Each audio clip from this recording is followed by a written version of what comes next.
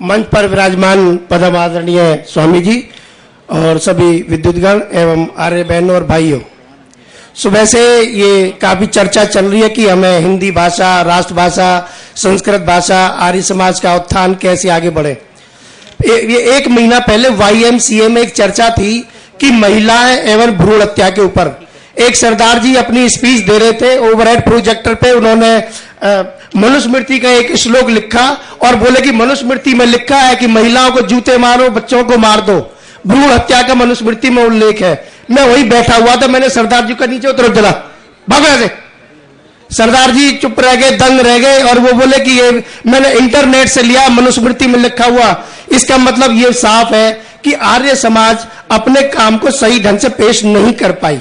यदि मनुस्मृति अंग्रेजी में इंटरनेट पे होती तो सरदार जी की मानसिकता दूसरी होती। तभी मैंने संकल्प लिया कि मनुस्मृति और वैदिक धर्मों की पुस्तकों का अंग्रेजी में अनुवाद करके इंटरनेट पे डालना बहुत जरूरी है। यदि हमें किण्वन्तो विश्वमार्यम की बात करनी है तो मैं पूरे विश्व की सभी भाषाओं का आदर करते हुए उनमें वैदिक साहित्य का ट्रांसलेशन होना आज की डेट में बहुत जरूरी है। मुझे बहुत खुशी मिलती है। अभी 4 दिन पहले मुर्शिदाबाद कलकत्ता से मेरे एक स्टूडेंट आलादीप मंसूर का फोन आया कि सर मैं अमनदीप आर्य बोल रहा हूं। कहता आर्य का मतलब श्रेष्ठ। सर आपने जो हवन करवाया था मुझे अपनी शादी हवन से करनी है। तो कहने का मतलब क्या है, हम अपनी बात को धमका के कहते हैं पाखंडी नहीं।